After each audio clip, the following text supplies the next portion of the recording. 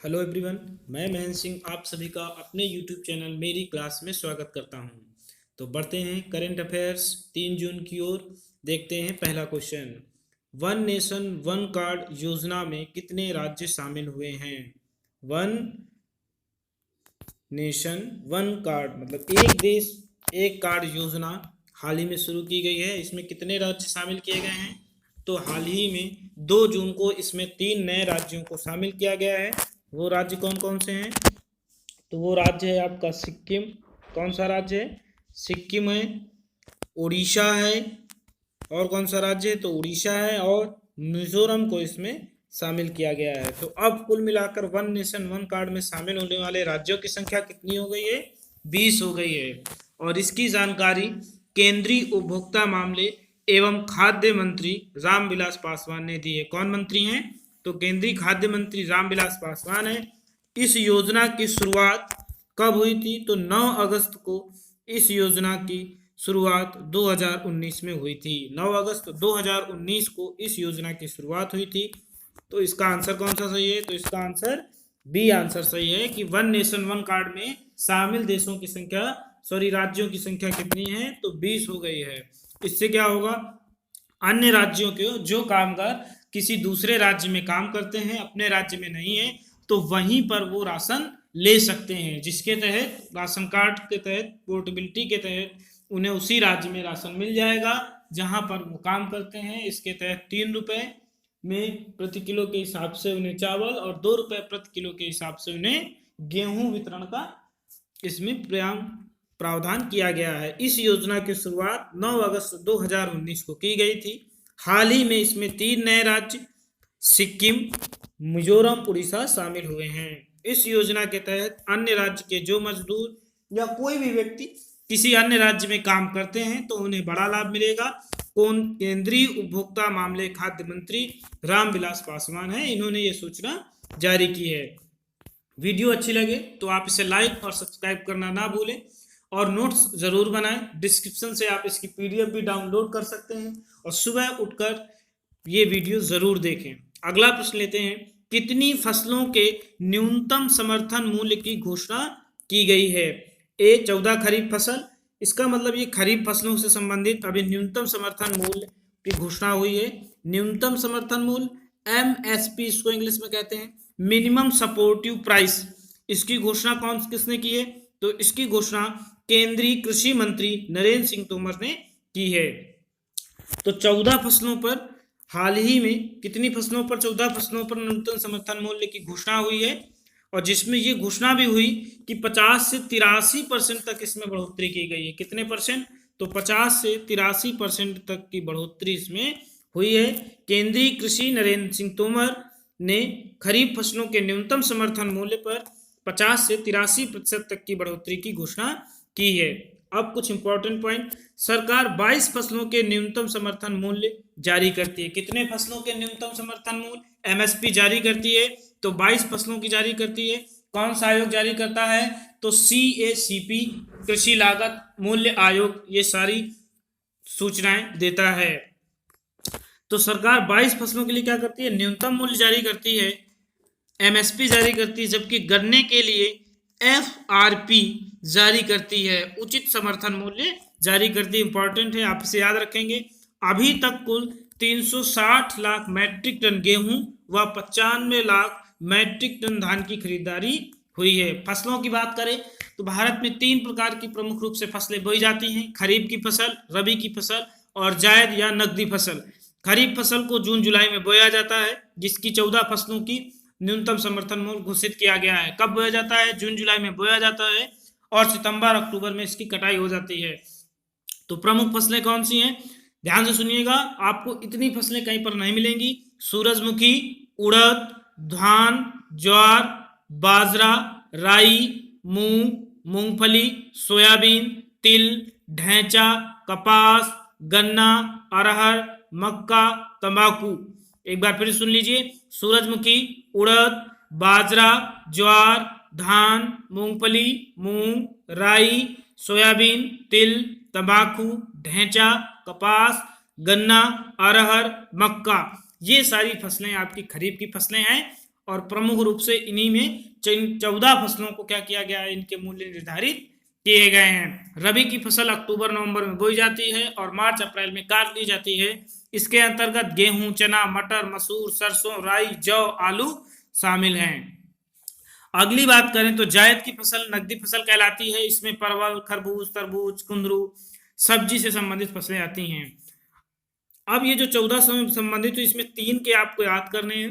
धान का जो समर्थन मूल्य पिछले वर्ष था वो 1815 रुपए था, जो बढ़कर अब कितना हो गया है, तो अब 1800 रुपए, 68 रुपए बढ़ोतरी हो गई है इसमें बाजरा जो 2000 था वो 2150 रुपए हो गया है, 150 रुपए की बढ़ोतरी हुई है। ज्वार 2550 रुपए प्रति क्विंटल था, वो 2620 रुपए प्रति क्विंटल हो गया है, इसमें 70 रुपए की बढ़ोतरी की गई है। तो ये इंपॉर्टेंट फैक्ट है, आप इन्हें याद रखिएगा।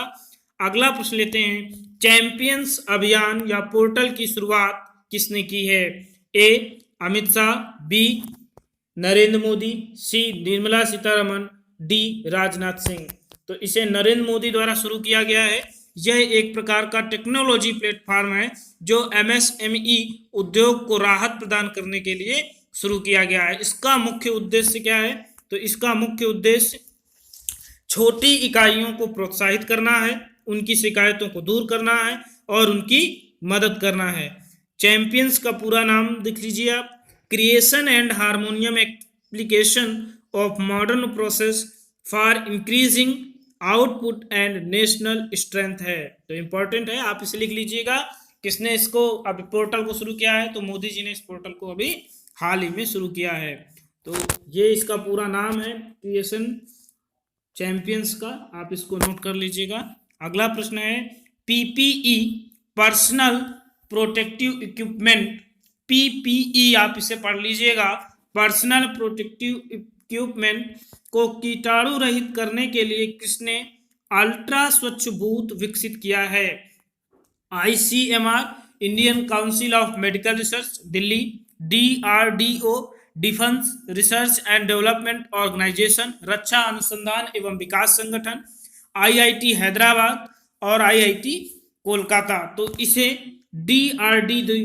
डीआरडीओ द्वारा शुरू किया गया है। किसके द्वारा शुरू किया गया है? तो ये बूथ अल्ट्रा स्वच्छ डीआरडीओ द्वारा शुरू किया गया है।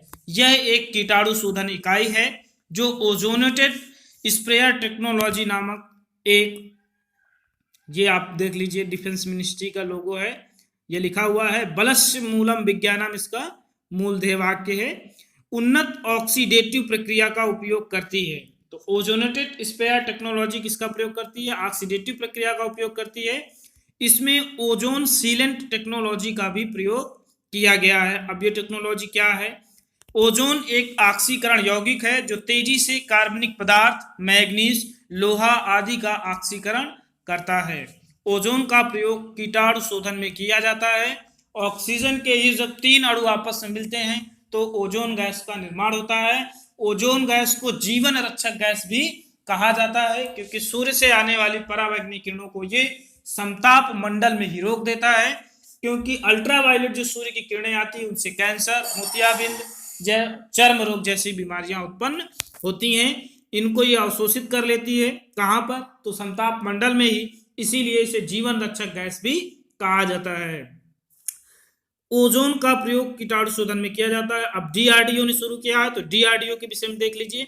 DRDO defence research and development organisation की स्थापना 1958 में हुई थी। कहाँ पर हुई? तो इसका मुख्यालय नई दिल्ली में स्थित है और इसके वर्तमान महानिदेशक जी सतीश रेड्डी हैं। तो इंपॉर्टेंट है, आप इसे नोट कर लीजिएगा। वीडियो अच्छी लगे तो लाइक और सब्सक्राइब करना ना भूलें, दोस्तों से शेयर करें और इसकी पीडीएफ आप डिस्क्रिप्शन से डाउनलोड कर सकते हैं, उसका रिवीजन करते रहें।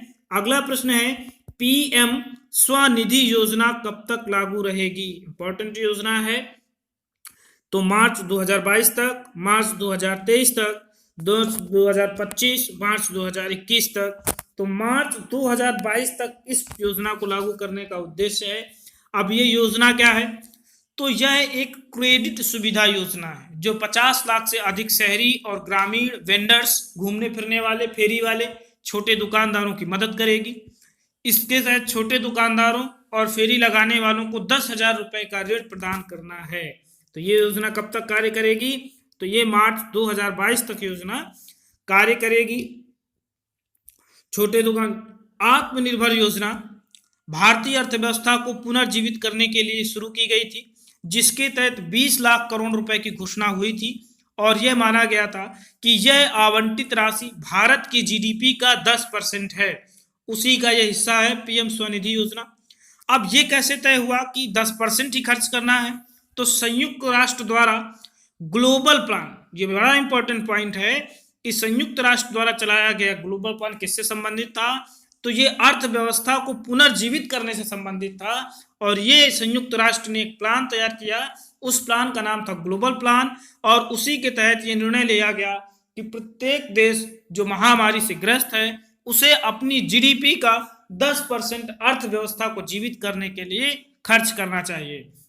स्वनिधि योजना का पूरा नाम है PM street vendors Atmanirbhar Nidhi. तो ये किसके लिए है प्रमुख रूप से? तो फेरी लगाने वाले छोटे दुकानदार वालों को आत्मनिर्भर बनाने की योजना है जो मार्च 2022 तक लागू रहेगी और इसमें 10,000 रुपए तक का ऋण दिया जाएगा। अगला प्रश्न है, वी ट्रांसफर फाइल साझाकार वेबसाइट को अवरुद्ध करने का आदेश किस विभाग ने दे दिया है? ए दूरसंचार विभाग, बी रक्षा विभाग, सी गृह मंत्रालय, डी मानव संसाधन मंत्रालय। तो इसका answer DOT, department of telecommunication, संचार विभाग ने इसको अवरुद्ध कर दिया है। ये संचार विभाग ने निर्णय लिया है। तो ये है क्या? तो वी ट्रांसफर एक प्रकार की इंटरनेट आधारित कंप्यूटर फाइल स्थानांतरण सेवा प्लेटफॉर्म है और इसकी स्थापना एम्स्टर्डम नीदरलैंड में हुई थी। इस फाइल को सिक्योरिटी की दृष्टि से बंद करने का निर्णय दूरसंचार विभाग द्वारा लिया गया है। इंपॉर्टेंट है, आप इसे याद रखिएगा, कंप्यूटर से संबंधित है, करंट का क्वेश्चन है। SBI state bank of India का अगला प्रबंध निदेशक किसे नियुक्त किया गया है? इंपॉर्टेंट क्वेश्चन है। A Ashwini Bhatia, B PP Sen Gupta, B M Venkat Rao और डी इनमें से कोई नहीं। तो इसका ए आंसर सही है। अश्विनी भाटिया को एसबीआई का अगला प्रबंध निदेशक नियुक्त किया गया है। अश्विनी भाटिया वर्तमान समय में एसबीआई के उप प्रबंध निदेशक भी हैं। पीपी सेन गुप्ता की बात करें तो इन्हें इंडियन ओवरसीज बैंक का प्रमुख और सीईओ नियुक्त किया गया है। आप लिख लीजिएगा किस बैंक का? तो इंडियन ओवरसीज बैंक आईओबी का एमडी और सीईओ नियुक्त किया गया है। एम वेंकट राव को central bank of India CBI central bank of India का एमडी और सीईओ नियुक्त किया गया है। एसबीआई की बात कर लेते हैं। एसबीआई के वर्तमान उप प्रबंध निदेशक अश्विनी भाटिया हैं, जिन्हें अगला प्रबंध निदेशक बनाने की सिफारिश बैंक बोर्ड ब्यूरो BBB ने की है। 1921 में स्थापित बैंक था इंपीरियल बैंक ऑफ इंडिया, जिसका 1 जुलाई 1995 को राष्ट्रीयकरण कर दिया गया और उसी को स्टेट बैंक ऑफ इंडिया नाम दिया गया था। इंपीरियल बैंक ऑफ इंडिया की स्थापना 3 बैंकों को मिलाकर हुई थी। वो कौन कौन से बैंक थे? तो presidency bank, Mumbai bank, Madras bank, इन्हीं तीनों बैंकों का राष्ट्रीयकरण किया गया, इंपीरियल बैंक ऑफ इंडिया बना। 1 जुलाई 1995 का इसको फिर से राष्ट्रीयकरण किया गया और स्टेट बैंक ऑफ इंडिया का नाम किया गया। भारत में सर्वाधिक बैंकों की शाखा किस बैंक की है? तो एसबीआई की है। जबकि सर्वाधिक कर्मचारियों वाली बैंक कौन सी है? तो सर्वाधिक कर्मचारियों वाली बैंक आईसीआईसीआई बैंक है।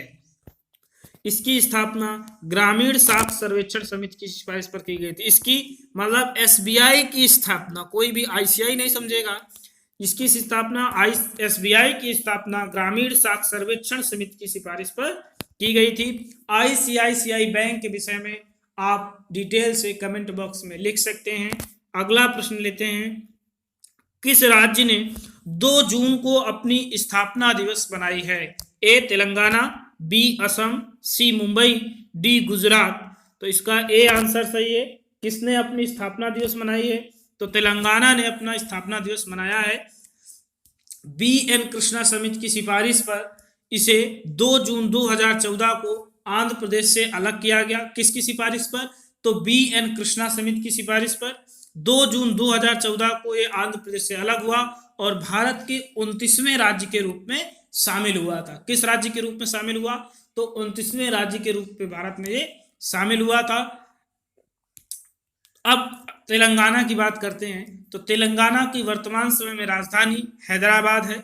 इसमें 33 जिले हैं और इसकी जनसंख्या लगभग 350 लाख है। 3,50,00,000 या 350 लाख यहाँ की जनसंख्या है।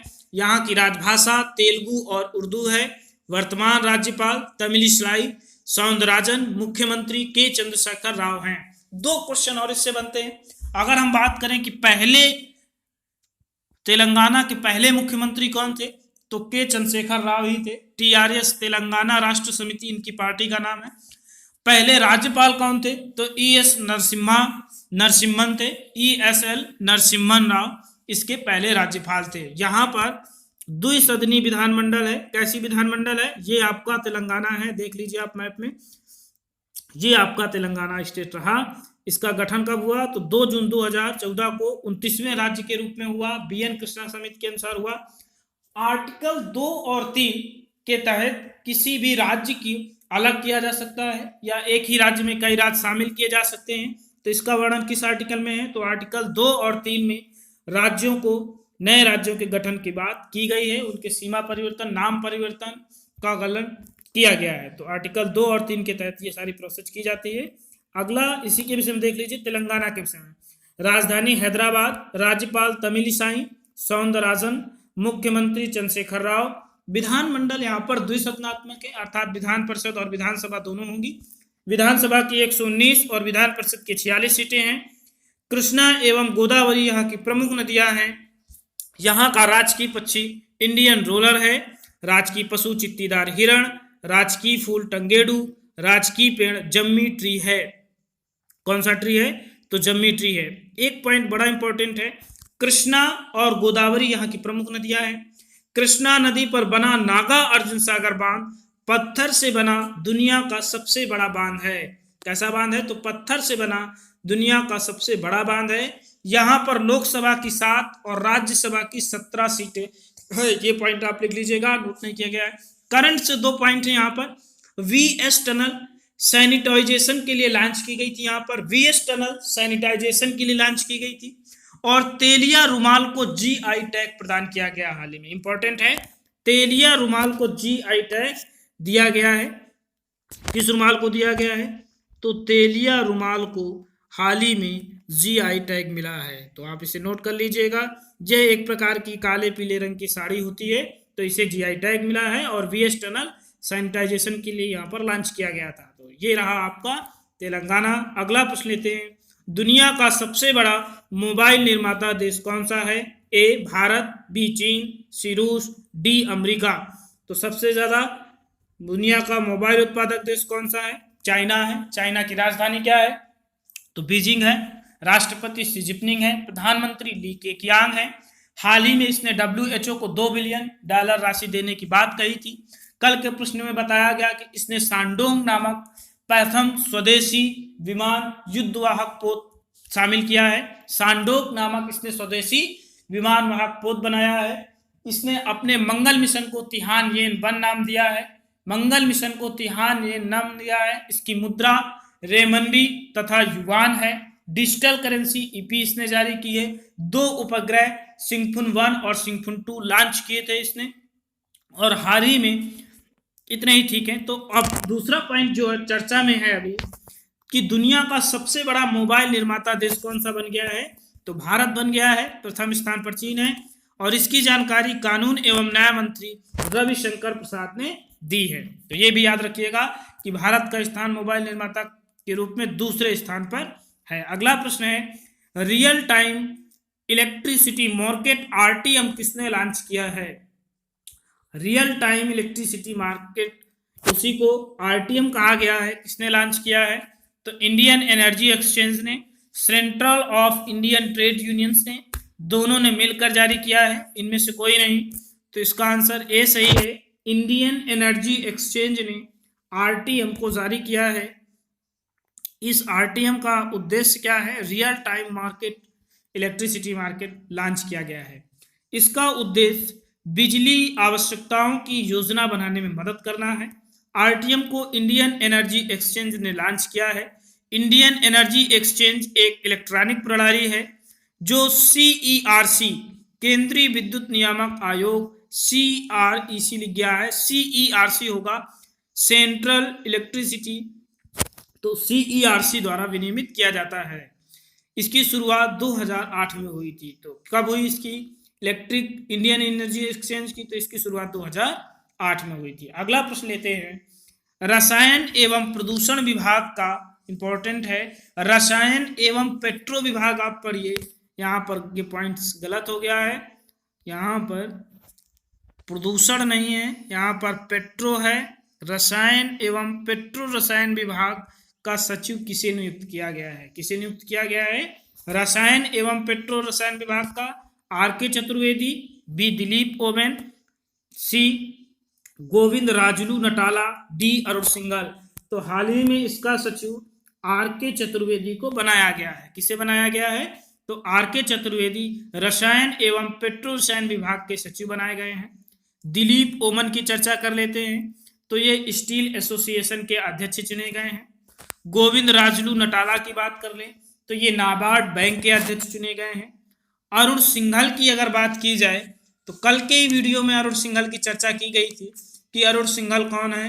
तो इन्हें FSSAI food safety and standards authority of India का मुख्य कार्यकारी अधिकारी नियुक्त किया गया है। अगर आपने कल की वीडियो नहीं देखी तो कल की वीडियो देखी, वे बहुत इंपॉर्टेंट थी। रोज आपको करंट वीडियो अपलोड किए जाते हैं।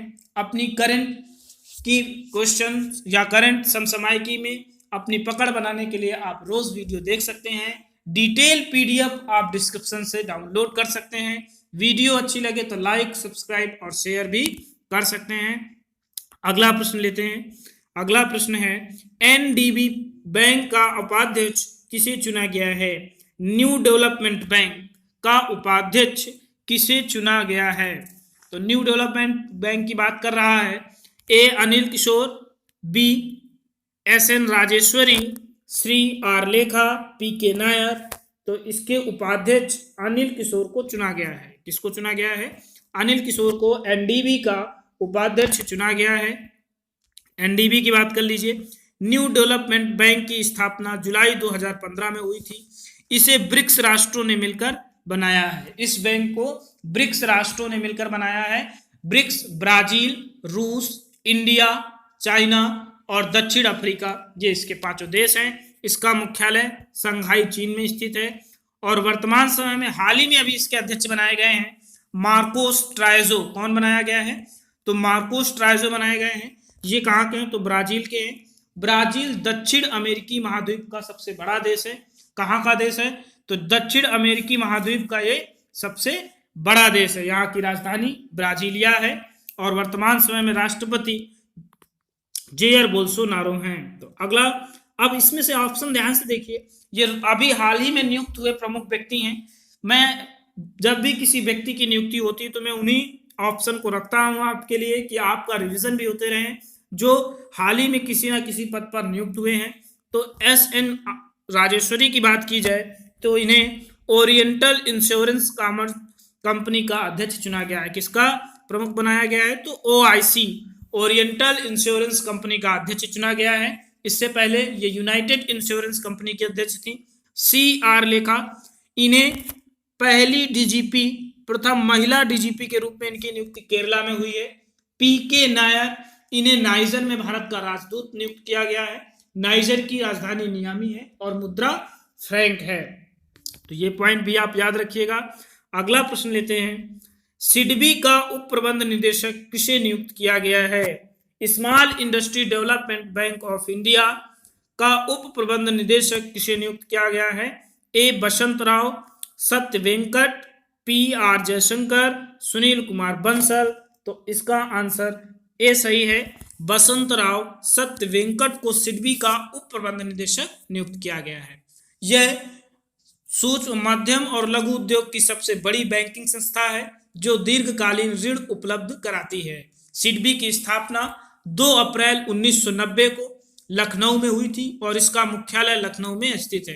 तो ये इसके उपाध्यक्ष और इसके अध्यक्ष मोहम्मद मुस्तफ़ा हैं। अगर हम अध्यक्ष की बात करें तो मोहम्मद मुस्तफ़ा इसके वर्तमान में अध्यक्ष हैं। कौन है? तो मोहम्मद मुस्तफ़ा इसके वर्तमान समय में अध्यक्ष हैं। अब PR जयशंकर की बात कर लेते हैं। इंडियन इंफ्रास्ट्रक्चर फाइनेंस कंपनी से आप नोट करिए, IIFCL का प्रबंध निदेशक बनाया गया है। किसका? IIFCL का निदेशक PR जयशंकर को बनाया गया है। IIFCL, तो IIFCL का अध्यक्ष किसे चुना गया है? PR जयशंकर को चुना गया है। इसका पूरा नाम क्या है?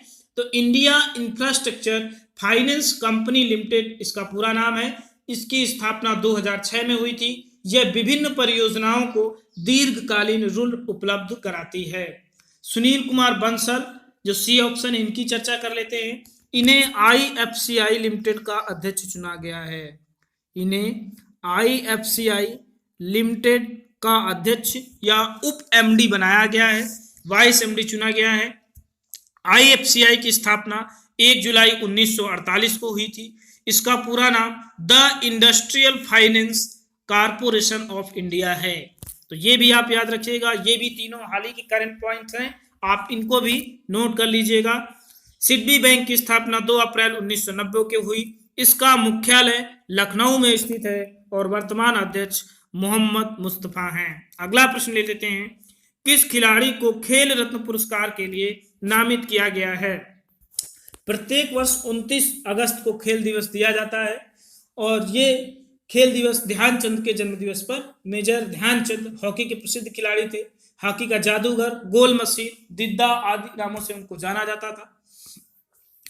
तो उन्हीं के जन्म दिवस 29 दिवस को खेल दिवस मनाया जाता है और उसी दिन खेल पुरस्कार दिए जाते हैं। खेल से संबंधित विभिन्न पुरस्कार हैं, जैसे राजीव गांधी खेल रत्न पुरस्कार, अर्जुन पुरस्कार, द्रोणाचार्य पुरस्कार।